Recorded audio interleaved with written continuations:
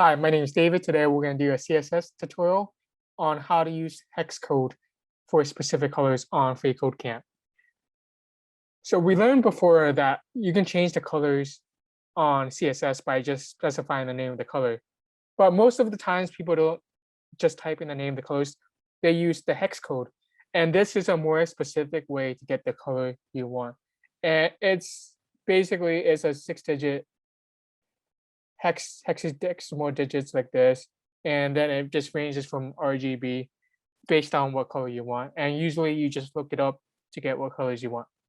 So for this exercise, what does it want to do? Replace the black in our body element's background color with its hex color code representation. So this is black and gives us black, but there's another way we can write black, and that's in the hex code. And we simply just copy this and paste it here. And we can see here, it's still black. And that's it. Thank you.